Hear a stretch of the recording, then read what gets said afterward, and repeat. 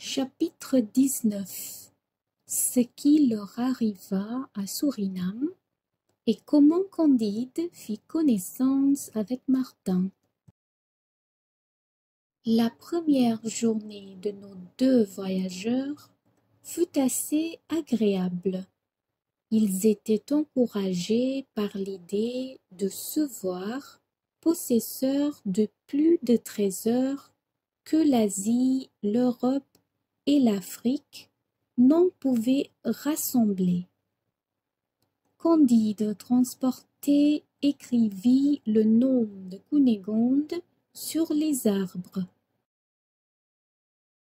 À la seconde journée, 2 de leurs moutons s'enfoncèrent dans des marais et y furent abîmés avec leur charge.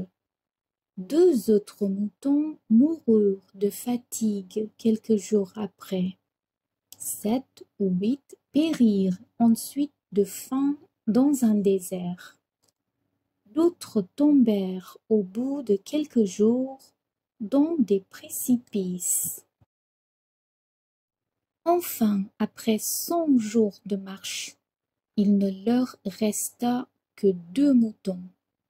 Candide dit à Cacambo, « Mon ami, vous voyez comme les richesses de ce monde sont périssables.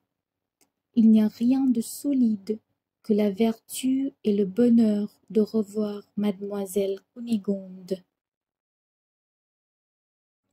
Je l'avoue, dit Cacambo, mais il nous reste encore 2 moutons avec plus de trésors que n'en aura jamais le roi d'Espagne. Et je vois bien de loin une ville que je soupçonne être Suriname, appartenant aux Hollandais. Nous sommes au bout de nos peines et au commencement de notre félicité. En approchant de la ville, ils rencontrèrent un nègre étendu par terre, n'ayant plus que la moitié de son habit, c'est-à-dire d'un caleçon de toile bleue. Il manquait à ce pauvre homme la jambe gauche et la main droite. « Eh mon Dieu, lui dit Candide en hollandais, que fais-tu là, mon ami, dans l'état horrible où je te vois? »« J'attends mon maître, monsieur Van de Dendur, le fameux négociant, » répondit le nègre. « Est-ce monsieur Van der Dendur, dit Candide, qui t'a traité ainsi? »« Oui, monsieur, dit le nègre, c'est l'usage. On nous donne un caleçon de toile pour tout vêtement 2 fois l'année. Quand nous travaillons aux sucreries et que la meule nous attrape le doigt, on nous coupe la main. Quand nous voulons nous enfuir, on nous coupe la jambe. Je me suis trouvé dans les 2 cas. C'est à ce prix que vous mangez du sucre en Europe. Cependant, lorsque ma mère me vendit 10 écus patagons sur la côte de Guinée, elle me disait, « Mon cher enfant, bénis nos fétiches, adore-les toujours, ils te feront vivre heureux. Tu as l'honneur d'être esclave de nos seigneurs les Blancs, et tu fais par là la fortune de ton père et de ta mère. Hélas, je ne sais pas si j'ai fait leur fortune, mais ils n'ont pas fait la mienne. Les chiens, les singes et les perroquets sont 1000 fois moins malheureux que nous. Les fétiches hollandais qui m'ont converti me disent tous les dimanches que nous sommes tous enfants d'Adam, blancs et noirs. Je ne suis pas généalogiste, mais si ces prêcheurs disent vrai, nous sommes tous cousins issus de Germains. On vous m'avouerez qu'on ne peut pas en user avec ses parents d'une manière plus horrible. « Oh, Pangloss !» s'écria Candide, « tu n'avais pas deviné cette abomination. C'en est fait. Il faudra qu'à la fin, je renonce à ton optimisme. » « Qu'est-ce qu'optimisme ?» disait Cacambo. « Hélas, dit Candide, c'est la rage de soutenir que tout est bien quand on est mal. » Et il versait des larmes en regardant son nègre, et en pleurant, il entra dans Suriname. La première chose dont il s'informe, c'est s'il n'y a point au port quelque vaisseau qu'on peut envoyer à Buenos Aires. Celui à qui ils s'adressèrent était justement un patron espagnol qui s'offrit à faire avec eux un marché honnête. Il leur donna rendez-vous dans un cabaret. Candide et le fidèle Cacambo allèrent l'y attendre avec leurs 2 moutons. Candide, qui avait le cœur sur les lèvres, conta à l'Espagnol toutes ses aventures et lui avoua qu'il voulait enlever mademoiselle Cunégonde. « Je me garderai bien de vous passer à Buenos Aires, dit le patron. Je serai pendu, et vous aussi. La belle Cunégonde est la maîtresse favorite de monseigneur. » Ce fut un coup de foudre pour Candide. Il pleura longtemps. Enfin, il tira à part Cacambo. « Voici, mon cher ami, lui dit-il, ce qu'il faut que tu fasses. Nous avons chacun dans nos poches pour 5 ou 6 millions de diamants. Tu es plus habile que moi. Va prendre mademoiselle Cunégonde à Buenos Aires. Si le gouverneur fait quelques difficultés, donne-lui 1 million. S'ils ne seront pas, donne-lui en 2. Tu n'as point tué d'inquisiteur. On ne se défiera point de toi. J'équiperai un autre vaisseau. J'irai t'attendre à Venise. C'est un pays libre où l'on n'a rien à craindre, ni des Bulgares, ni des Avares, ni des Juifs, ni des inquisiteurs. » Cacambo applaudit à cette sage résolution. Il était au désespoir de se séparer d'un bon maître devenu son ami intime. Mais le plaisir de lui être utile l'emporta sur la douleur de le quitter. Ils s'embrassèrent en versant des larmes. Candide lui recommanda de ne point oublier la bonne vieille. Cacambo partit dès le jour même. C'était un très bon homme que ce Cacambo. Candide resta encore quelque temps à Suriname et attendit qu'un autre patron voulût le mener en Italie, lui et les 2 moutons qui lui restaient. Il prit des domestiques et acheta tout ce qui lui était nécessaire pour un long voyage. Enfin, M. Van de Dendur, maître d'un gros vaisseau, vint se présenter à lui. « Combien voulez-vous » demanda-t-il à cet homme, « pour me mener en droiture à Venise, moi, mes gens, mon bagage et les 2 moutons que voilà ?» Le patron s'accorda à 10 000 piastres. Candide n'hésita pas. « Oh, oh, dit à part soi le prudent Van de Dendur, cet étranger donne 10 000 piastres tout d'un coup. Il faut qu'il soit bien riche. Puis, revenant un moment après, il signifia qu'il ne pouvait partir à moins de 20 000. « Eh bien, vous les aurez, » dit Candide. « Ouais, » se dit tout bas le marchand, « cet homme donne 20 000 piastres aussi aisément que 10 000. » Il revint encore et dit qu'il ne pouvait le conduire à Venise à moins de 30 000 piastres.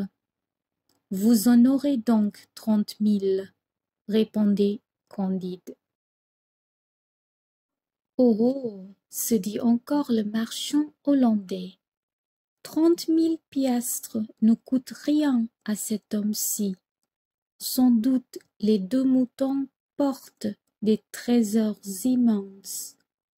N'insistons pas davantage, faisons-nous d'abord payer les 30 000 piastres, et puis nous verrons. » Candide vendit 2 petits diamants, dont le moindre valait plus que tout l'argent que demandait le patron. Il le paya d'avance. Les 2 moutons furent embarqués. Candide suivait dans un petit bateau pour joindre le vaisseau à la rade. Le patron prend son temps, met à la voile, démarre, le vent le favorise.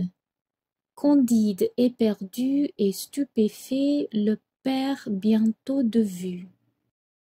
« Hélas, cria-t-il, voilà un tour digne de l'ancien monde. » Il retourne au rivage, abîmé dans la douleur, car enfin il avait perdu de quoi faire la fortune de 20 monarques. Il se transporte chez le juge hollandais, et comme il était un peu troublé, il frappe rudement à la porte. Il entre, exposer son aventure, et crie un peu plus haut qu'il ne convenait. Le juge commença par lui faire payer 10 000 piastres pour le bruit qu'il avait fait. Ensuite, il l'écouta patiemment, lui promit d'examiner son affaire sitôt que le marchand serait revenu, et se fit payer 10 000 autres piastres pour les frais de l'audience. Ce procédé acheva de désespérer Candide. Il avait à la vérité essuyé des malheurs 1000 fois plus douloureux. Mais le sang-froid du juge et celui du patron dont il était volé alluma sa bile et le plongea dans une noire mélancolie. La méchanceté des hommes se présentait à son esprit dans toute sa laideur. Il ne se nourrissait que d'idées tristes. Enfin, un vaisseau français étant sur le point de partir pour Bordeaux. Comme il n'avait plus de moutons chargés de diamants à embarquer, il loua une chambre du vaisseau à juste prix et fit signifier dans la ville qu'il payerait le passage, la nourriture et donnerait 2000 piastres à un honnête homme qui voudrait faire le voyage avec lui, à condition que cet homme serait le plus dégoûté de son état et le plus malheureux de la province. Il se présenta une foule de prétendants qu'une flotte n'aurait pu contenir. Candide voulant choisir entre les plus apparents, il distingua une vingtaine de personnes qui lui paraissaient sociables et qui toutes prétendaient mériter la préférence. Il les assembla dans son cabaret et leur donna à souper, à condition que chacun ferait serment de raconter fidèlement son histoire, promettant de choisir celui qui lui paraîtrait le plus à plaindre et le plus mécontent de son état, à plus juste titre, et de donner aux autres quelque gratification. La séance dura jusqu'à 4 heures du matin. Candide, en écoutant toutes leurs aventures, se ressouvenait de ce que lui avait dit la vieille en allant à Buenos Aires, et de la gageure qu'elle avait faite qu'il n'y avait personne sur le vaisseau à qui il ne fût arrivé de très grands malheurs. Il songeait à Pangloss à chaque aventure qu'on lui contait. Ce Pangloss, disait-il, serait bien embarrassé à démontrer son système. Je voudrais qu'il fût ici. Certainement, si tu vas bien, c'est dans Eldorado, et non pas dans le reste de la terre. Enfin, il se détermina en faveur d'un pauvre savant qui avait travaillé 10 ans pour les libraires à Amsterdam. Il jugea qu'il n'y avait point de métier au monde dont on dût être plus dégoûté. Ce savant, qui était d'ailleurs un bonhomme, avait été volé par sa femme, battu par son fils et abandonné de sa fille, qui s'était fait enlever par un Portugais. Il venait d'être privé d'un petit emploi duquel il subsistait, et les prédicants de Surinam le persécutaient parce qu'ils le prenaient pour un Socinien. Il faut avouer que les autres étaient pour le moins aussi malheureux que lui. Mais Candide espérait que le savant le désennuierait dans le voyage. Tous ses autres rivaux trouvèrent que Candide leur faisait une grande injustice, mais il les apaisa en leur donnant à chacun 100 piastres.